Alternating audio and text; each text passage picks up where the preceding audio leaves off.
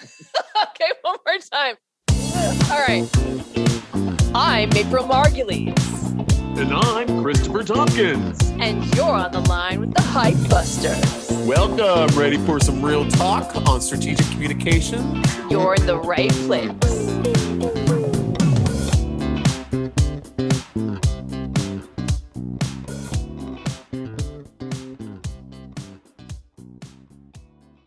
Welcome to the first ever episode of Hype Busters. I'm April Margulies. And I'm Christopher Tompkins. I'm your go-to host for all things digital marketing. And I am your dedicated guide to the world of public relations. You can catch us every other Friday as we look past the hype and get down to what's really going on behind the scenes and beyond your screens. Okay, we ready for a little bit of breaking industry news? Definitely. Let's do it. Okay, this week we are analyzing from Barron's, does Tesla have a PR problem? Why it could benefit from better public relations? Ooh, what say you, April Margulies? So, I will say in general that Elon Musk is definitely an interesting anomaly in that Okay, I'll go he there. fired his internal PR people a Mhm. while back. He has no communications team. He doesn't believe in PR. And so when you're Elon Musk, you can pull that off, right? Right. But I still think if you don't have anybody that's making sure you don't run into a crisis, it's a gamble, right? I feel like you're setting yourself up to have a potential problem where you don't need to have one. Mhm. You don't necessarily need an entire staff. I mean, obviously Tesla sells itself, he sells himself, everyone wants to talk to him. You don't need a team actively pitching Elon Musk, right? He's about the only person in the universe that can pull that off. And they have so much goodwill around the brand that even if things go sideways like they did not long ago, some people died and then he sort of tweeted something really dry and robotic about Right. it, Yeah. Mhm. but now the situation is that if he doesn't have anybody and he's not actively looking through the lens of how the culture might perceive something could go sideways enough that it could actually, I'm not going to say tank Tesla. I don't think anything can tank Tesla, but it might really put a big ding in the side of their armor. All brands out there are kind of like one PR crisis away from like a discount sticker on the Yes. windshield. My question would be to you, April, would be, what would it take for them to really be screwed in this situation? Because obviously I agree with you. I think that you always have to have someone on hand just in case. And he's trying to be disruptive with how he's approaching because that's the branding that he's trying to put forth in his positioning. But what would need to happen? Because obviously people have, perished. Like, what will it take to kind of ding this brand? I think he was fortunate in that the incident where only a few people died, it was a few Yeah. people. It would take hundreds of people dying. Not that a few people isn't tragic, but it would take something of a higher number, higher impact, and then people would get really upset, right? And if he didn't have a staff to handle it sensitively with that kind of empathetic touch and be right there at the ready to handle it, I mean, because that's the kind of thing, if that happened and then he didn't have a staff in place to handle it, then his delayed response would aggravate the bad impact that it was already having that happened, right? I hope he at least has a crisis preparedness plan in place and somebody he can call in the event that something like that happens, because if it comes down to him, I mean, God help Tesla, right? It's not gonna fare well. I think kind of like going into this one, especially with this character, because I do feel like he's a character. I look at it in terms of telling the story because from my side of things, it's kind of like, how can we get you the most visibility as possible? What's your positioning that we can put you as a thought leader out there and get people engaging with your message so that everyone else starts becoming an evangelist? And I think not having a PR and talking about not having a PR is a PR move. I don't think he's being 100% transparent. Okay. You've got a conspiracy theory here that he's actually pretending he has no PR. It's a He's super actually got move. I PR. mean, all celebrities do this. I mean, and he's now celebrity because he hosted Saturday Night Live. Right. I think as soon as you do something like that and you're in that position, you lose credibility. And I don't think that you're super authentic, even though I love Saturday Night Live. I think it's a great show. But when someone like him comes on, it's kind of like, oh, So now it's like Mark Zuckerberg hosting it. Yeah, and what's interesting is that him not having a PR team and bragging about it is also, I actually had a lunch club call last week with somebody who Yeah. said, if a product's good enough, they don't need PR, right? I mean, it just sells itself. And the truth is that that's not true, right? I mean, unless you're at that scale already and you can afford to just bow out, and because everybody's calling you with, wanting to know what you're doing next. I Mhm. mean, if you're not Apple, Google, Facebook, I mean, like there are only Yeah. like a handful. I mean, I don't even think I could get to 10 brands that could Mhm. pull that off, right? And still have people calling them. Mhm. Otherwise, if you're startup and you're trying to get the word out there and you're trying to compete with the competition, Mhm. you have zero chance of success if you don't have PR as part of your artillery. When you're looking at this, is one of the things that drives me crazy when people do this, because this is why how I know this is true. I think that he has like a side PR chick. Like I I think see. he's His definitely got a his side chick. girlfriend's like a PR, a publicist secretly or something. Yeah, exactly. Like she's no, one of the things that a startup will come to me and they'll say, "Hey, you know what? Why aren't my posts getting as much as this brand?" And I tell them, I said, "Well, it's because that brand is paying advertising dollars to do that." And they will say, "Well, that brand says that they don't spend any money on social media and it's all organic." And I said, "Well, they're lying." It's kind of like when people hire my agency, they don't want us to say anything. We will sign NDAs where it's like we're working for them and they are the powerhouse. So we're like the muscle behind the brand in a way in the shadows. So stuff like this, I think, is a little misleading to startups, Hmm. especially. Like you gotta kind of, I'm not saying look Yes. through cynical eyes like I have, but there's more than one way to look at the story, you know? Yeah. So in the Barron's article about whether Tesla has a PR problem, written by Al Root, basically it says, but after the accident, Musk lashed out at the media on Twitter and later during the company's first quarter investor call. So it seems that it's reached sort of a critical mass where both investors now and the media are starting to talk about why he doesn't have a PR department. And just bank that all in the bank of clout because everyone's talking about him. Who's to say that this wasn't a PR strategy? You Yeah. know, it's like that was dreamed up by someone other than the godlike figure that Elon Musk kind of has created for himself. So I do feel Hmm. like this is kind of one of the It's pieces that, possible. like, thou protest too much. Is that the saying? Like, The lady doth protest too much. yeah, I think that, sorry, Elon, not calling you a lady, babe, but like still, I feel that when someone starts screaming something and they get angry, it's showing their hand in a way. That's But interesting. that's just how I kind of see it. I I'm like always it. looking. Okay, good. Well, shall we move on? I feel like that might be enough about that. Yeah, I think we smacked that with a sword. I think we're done. Okay, great. Okay, our next segment is point and counterpoint. In this segment, Chris and I will agree to disagree and we'll tell you why. And I'm right. Here's our topic for the week. The demise of browser cookies could create a golden age of digital marketing. Oh, every time they say golden age of something, it just sounds so like, oh, it's gonna be so easily attainable and it's just gonna be like heaven.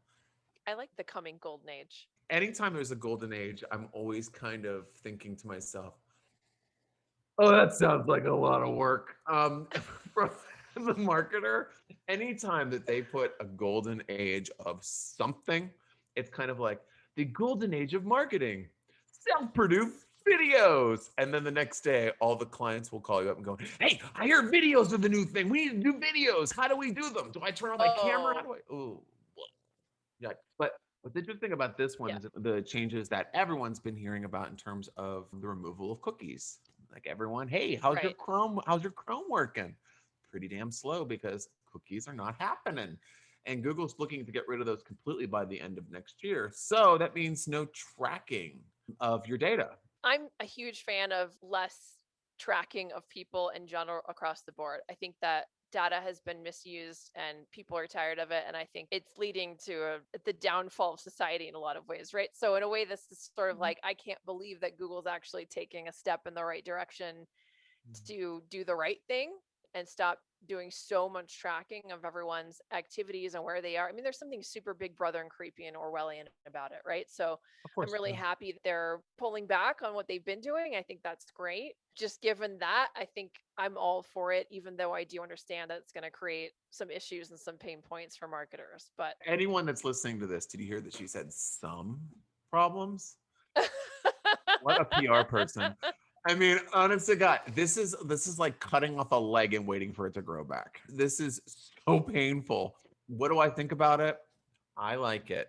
Okay. I like it because in the world that I live in, I think it's a very worthwhile thing for us to be doing. And also from a marketing perspective, I think that it's going to force marketers to be smarter with how they market to their target audience and how they kind of appeal to people and sell ideas. That's what marketing is. It's selling ideas and pandering to people's emotions to sell ideas. But what is interesting about it is that it's making humans human and not pieces of data. And I think that marketers, this is where I feel a little bad because I'm lucky because I'm in the right seat in terms of how it goes because I've never looked at people as numbers. My approach has always been to deal with the humans. That's why social media is my main lane because I can engage people truly and in a human way. But there's lots of people that their whole lives are built on retargeting of data off of this data that's retargeted off of this list and this IP address. And all they have done is focused on that for years. They've refined it to this perfect brew. And then they're just turning off the pot, throwing the coffee pot out the window, shooting it with a shotgun like it's over. And those people are like, what? What do I do now? And I mean, I had one client that I worked with that we didn't work on their advertising.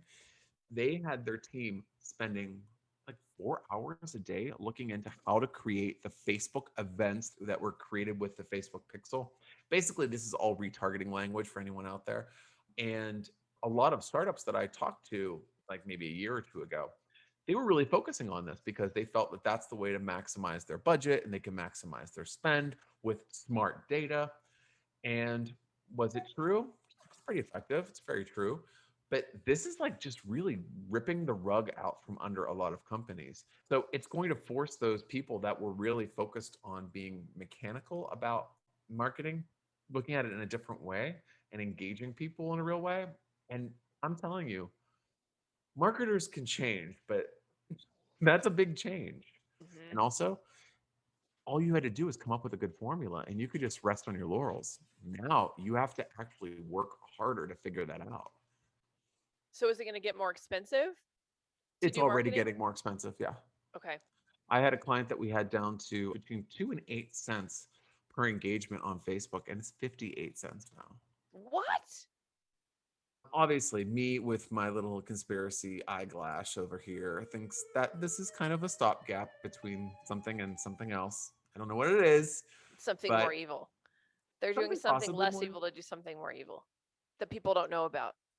Yeah, there's gonna be an uprising. No, I honestly I don't know what it is, but I would say that if you are a startup right now that is looking into any sort of cookie-based marketing, go find an agency that does this immediately and ask for their counsel. Do not try to learn this. This is just like diagnosing something like if you're going to a medical doctor. I'm not saying surgery like a medical degree and a marketing degree are the same, but you really need to go to a specialist on this because this is something that could waste a lot of time and money with you trying to figure out how to make the transition. Right. So my question for you is this. Is it Yeah. possible What? that the reason, and now I'm putting on your skeptical, conspiracy theorist hat. That's me. Is it possible, Hmm. looking through the Chris lens, that Google's actually rolling back the cookies because too many other companies are profiting on them and they want to introduce something proprietary that can't be used by others in the same way? The one thing that worried me is how Chrome has been killing everybody. And everyone has been really relying on Chrome to store all their passwords, to store everything, and then basically nothing's stored anymore. So everything is slower. That's a red flag that they don't know what they're doing right now. And this is from the people that brought us Google Plus. So what you're saying makes a lot of sense. I think that if Google is developing it, someone else will do it faster. Interesting. Sorry, Google. Sometimes you seem They got too big. like the crazy aunt that comes to Thanksgiving or something. You know what I mean? Like it's kind of sometimes it seems like they're a little bit off kilter. Their choices are a little suspect. Right. Mm-hmm. Okay. Yeah. All right. Well, I like it. I think we should put a fork in that one. Yeah, it's done. Delicious. So hungry. Chris, are you ready to kick off the interview? Absolutely. Let's do it. This week, we're welcoming Raúl González Acuña as our inaugural guest. He is a self-described serial entrepreneur and the CEO and founder of RGA Engineering International. So on the docket for our chat today will be the interesting business moves Raúl took to pivot during the pandemic and how RGA Engineering survived in a contracting economy. Raúl will also tell us all about how RGA has imprinted in their DNA a flexible planning mode. So we'll let him tell you the rest. I think with that, I'd like to kick it over to Raúl. And if you can just tell us a little bit about yourself and your business. Wow. Thank you very much. You know, I host a podcast called Emprendiendo Entre Amigos. So I'm honored to be on the other side for a change, not doing the interview, but being interviewed. So it's awesome. I catalog myself as a serial entrepreneur, although on LinkedIn, I only have RGA Engineering International. She's my first baby, you know, she's 10 years old now, and she's a consultancy firm of engineering using energy efficiency and sustainability all throughout our projects that we're doing. April was saying, like, how do you survive in an 80% contracting economy? Let me give you a context with that. Venezuela in 2012 had a GDP of $300 billion per year. Mm-hmm. It was the first biggest economy in Latin America. Now, before the pandemic, we were just a little bit below Panama. So the economy was like shrinking due to the politics and the problems that you might heard during the past 2 years. So from the entrepreneurial point of view, how do you work with that? So you have we found a flexible planning mode, and you have two types of planning, like the focus planning that you have to plan for 5 years ahead, 10 years ahead, and you have flexible mode. The flexible mode is, well, you can plan something, but during the way, you might have to change. So in Venezuela, one of the things that happened with a contracting economy, but we also had hyperinflation and a scarcity of goods. I mean, the prices were getting higher and higher and higher, but you didn't find the resources that you needed. So you cannot plan ahead. I mean, you cannot plan a month ahead. That's one of the things that we were working on RGA. We start doing some design for ourselves, trying to solve one of the problems of drinkable water access here in Venezuela, but that's the same problem that's going on in every developing country throughout the region. And we found out that one of the problems that these remote communities has, they don't have the resources to sustain a conventional water treatment. So we started using all that technical expertise from 10 years of experience working with the industry and the engineering consulting firm. And we founded Easy Clean Water. Basically, that's my second baby. She's like a born from RGA. Are you comfortable sharing a little bit more about your second baby, or is that still under wraps since you're in the pitching process? Yeah, let's hear the elevator pitch for baby two. Oh, my pitch. Okay, I can give you my pitch. Well, one of the things that people mostly don't know is that 1 out of 3 people in the world don't have access to drinkable water. That's more than 2 billion people all around the world. Imagine that you have to go over the mountain every day to get water, even though you have a water purification system in your town. And that's because it broke down and it's abandoned. Can you imagine that? I mean, can you imagine feeling the weight of going all the way up the mountain and then going back? So this is why I created Easy Clean Water. We designed a water purification system that works with the social financial model. So the plant is a distiller, it's a water distiller. It produces distilled water that we can then make it drinkable So the community can use some of the profits of selling a little bit of distilled water to cover the entire water operation and still be able to give drinkable water for free. What we're trying to do is to train them into use them the distilled water in local preparations, so we can start jobs, they can start entrepreneurial ventures that creates jobs, and they can create the demand of the distilled water. So making a virtuous cycle of health, entrepreneurship, and empowerment. It's about making water the gravity center of the entire community.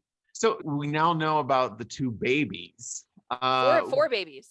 Four babies. So Four sorry, babies. I always Yeah. I always forget babies. So now that we have the four babies that you're focusing on, Raul, what's next? What's the next step that you want to take to continue to organically move through and move forward? Well, as a father of four, I Wow. might say like The lucky number for you, Raul, yeah, huh? well, Wait, are you also no, four babies. I mean, wait, do you no, also have four no. children? Oh, okay. I was like, oh my gosh, that's No. 8 children. No, You I mean have four? one. I have one. Okay, one I have human one baby, daughter. 4 Yeah, business yeah. babies. The father of As five. a father of five, and Yes. RGA is the biggest one, so she can like drive herself a little bit, but the other one I have to be more intenseful in that. So the next step is to make them grow. Easy Clean Water is the one that can be in a startup, and that's the one that we want to push the most to become a startup and bring that benefit to all the world. For instance, we are now working with a pilot in Canoabo in Venezuela. We are developing a 200 liter per day water plant, and we estimate that it will be beneficiary for 60 families and more than 100 ventures, hopefully. And we'll start the training program in July. By mid-July, we'll start. That's awesome. Exciting. That's like weeks away. Are you ready for all this? I mean, are you getting excited? Super. That's more than a 10 years of work for me. It's even more because I started this technology development while I was an undergrad, as an undergrad. Wow. That was my bachelor thesis. Yeah. And then it came to my master's thesis. And then I even won some awards in the US. It was a huge deal here in Venezuela as well. Is there a most rewarding moment for you when you reach a certain level or a certain milestone that really makes it all worth it for you? There are several, but I still remember when I had to move from my house when I started RGA to an office. And that was because I got a super good project. I had to hire like 5 different employees. So it was like, wow. And I still remember I was in a traffic jam in the highway. I got the email with the purchase order. It was like, wow, yeah. I mean, that's the first one. That's It was awesome. there. Yeah. I started like, wow, awesome. So yeah, that's one. There are a lot of good moments. That's cool. I love that. Well, this has been super helpful. Yeah. Do you have any questions for us or anything that you want to plug before we let you get on to your 5 babies? No, I just want to thank you all. I love what you're doing. Thank you very much for giving me the honor of starting. Yeah. No, we wish you all the best with all your endeavors. The best of luck to you too. So thank you so much, Raúl. Thank you so much, Raúl. Okay. Bye-bye. Take care. Bye. Bye. All right, this segment is a fun one. Ready for our first cash or trash critique for the week? Okay, here's our target for today. Yeah. We are looking at Kim Kardashian's Skims ad that was pulled after a video fails scandal. Yeah. This is an article in Teen Vogue written by Erin Nicole Saletti. Earlier this week, Kim Kardashian found herself at the center of another editing controversy stemming from an ad for her underwear and shapewear line Skims, which the brand has since apologized for and replaced. The ad featured Kim laying on her side, slowly grazing her waist with her hand while wearing the brand's latest underwear drop. At the time she reaches for her hip, her finger appears to become very distorted in shape and length. And so then a TikTok post that was viewed by more than 24 million people in the last 5 days The user questioned who approved of this editing, while other commenters echoed similar sentiments about the unrealistic beauty and body expectations of over editing. I guess this is squarely in the fail category. Yeah, this is squarely in the fail category for the editors. Number one, like, don't call Jim Henson's Creature Shop when you're trying to get the fingers for the Kardashians. I mean, it looked like one of the fingers from the movie The Witches.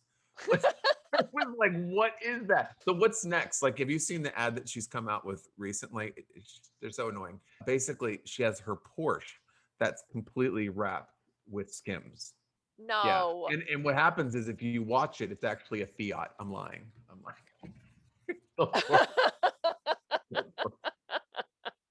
Who fails here? I mean, I feel that it's the team that put this together, don't you The think? editor and whoever approved that ad. Yeah, I just don't understand why. I actually have a theory about this then, maybe, if I'm thinking about it. When your whole job is be something to be looked at and to be marveled, and it's all about the visual, maybe you get so close that you don't see the errors anymore. Maybe like in a situation like that, if they had a pair of fresh eyes on the set, like, or in the editing booth, because that's where 90% of the Kardashians happen. Or do you think it's just they did it for someone to catch it? Oh, back to the conspiracy theories. Chris, the conspiracy theorist. I'm over here. You want to find out how people are ruining your minds? Got the answer for you. I mean, it could be right. Could be a PR stunt. I doubt it. I think it was more somebody just didn't notice how weird it looked. Actually, here's my theory. My theory is a straight man was editing it and was so distracted by how beautiful her backside caboose is. Are these the medical terms? But make sure. And he just didn't even notice that her finger ended up looking super warped. I bet he just edited the hell out of it to make the butt look just so pristine that he missed the fact that it was like the creepy finger. Again, the medical terms that we're using here. She had a case of the. I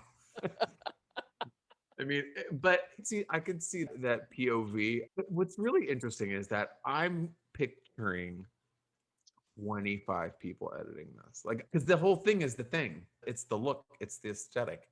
And personally, I would have missed that because I honestly don't care enough. Maybe if it was marketed to me, possibly, but it's so quick. The finger's so quick, I would have missed it. But if I was paid, I wouldn't miss it. If I was paid to look for mistakes. Right. But what's happening right now? The reunion or whatever of the last Kardashians dropped tonight or something, or whenever, like recently. So it's all might be on purpose. Yeah. And it could have been created just for that. And then it could have been released that TikToker. They could have been paid conspiracy theories. But guess what, people? People pay for exposure. Someone could have said, hey, we need like something viral. Okay, we've seen you naked. We've seen you doing the sex. We've seen you doing this. We've seen you doing that. We've seen you on a camel. We've seen you giving birth. We've seen you like waxing. What are we gonna do now? Okay, let's screw up your finger, and let's find. Okay, who's influential? Okay, her. Get her an NDA. Well, how much would she want? Like 10,000. Okay, give her $10,000 to put this out there, and then you know what I mean. It could be as easy as that. It might be. It really could be. See, when you say these things, they all sound right, and then I feel disappointed. Yeah, I mean, come on, free Teen Vogue coverage, why not? And they showed your commercial on a site that got how many hits? Yeah. And then it's so slight, we both had to watch it multiple times, which racks up views. I mean, come on. Okay, you're right. I think Chris is right. All right, sorry, everyone. Guys. I'm sorry. I'm going to ruin everyone's dreams. But yeah, I'm nice. I'm gullible and nice, and Chris is naughty and mean. Yeah. If I met you, I would find you questionable, listener. No, I'm kidding. So funny. So Chris, let's close things out with our startup feature. Yes, let's do it. Okay, the spotlight for the week is Space Together. It's a startup that's helping business leaders to grow their organizations with space sharing. So I stumbled across this the other day looking for something locally and realized that this was actually a really smart thing So if you either have a space that you don't need all the time, or you have a space that you're looking for, but you don't want to have to necessarily straight out of the gate just go and rent a space or buy a place for whatever business you're planning on doing, you can share spaces. So you can go on their website, you can either say, I have a space or I need a space, and then you can say where you need the space. Okay, like Airbnb kind of situation? No, it's more like a gym or a yoga studio or a church or like something Oh, where you wouldn't necessarily. So it's more like something that's more of a business based thing or nonprofit, and you just can't afford the space by yourself. So the okay. idea is that you can like share a commercial space with other people, basically. Oh, that's cool. Yeah, which I was like, that's really smart. They do need a little bit of help with the messaging, I think. Hmm. I think it could be more clear. The website could be a little more clear too, but I think the idea is spectacular. I think it's smart. I think it's timely, especially coming out of the pandemic where people are sort of gun shy about how much Right. space they might want to rent or. And to lessen the burden if you do own a space, because there's so many startups out there that have been kind of screwed over with the whole pandemic, and they are clinging on to it. Like there's Mhm. still people that were smart enough with their money, and they also got help from the assistance from the government that helped them kind of power through. But still, they might be going on fumes. So this is a good way of being able to expand your offerings without subletting, I guess. I mean, because that's the other option, and that's a marriage. Right. I don't want to get into that marriage. I don't want Right. renters. Like the co-working thing, even for me, I've always thought about it and kind of thought that was like a little challenging. But with this, I think it's just, it opens up the door for people that needed larger space, that have, like you were saying, like gyms and like gymnastics, even like for kids and kids groups and after school and boys and girls club. And I Yes, mean, there's lots of positive ramifications for it. I think so too. Yeah, I thought it was super smart. Yeah, really cool. Good pick, April. Thanks. Welcome. Thanks for joining us for the first episode of Hype Busters. And a big old shout out to Raúl for joining us today. If you have questions about the news, companies, and conversations from the show this week, you can find our contact details and the show notes below. And our DMs are always open for the news, companies, and suggestions you want to hear about next. And if you're a startup founder looking for a chance in the hot seat, we want to hear from you. So reach out, Definitely. drop into our DMs. Isn't it slide? See More you of a next. dropper. I don't have time to slide. I just got to get in there. Go ahead. Drop it in, folks. See y'all next time for more real talk on strategic communications. Hooray. All right. Bye. Love you guys.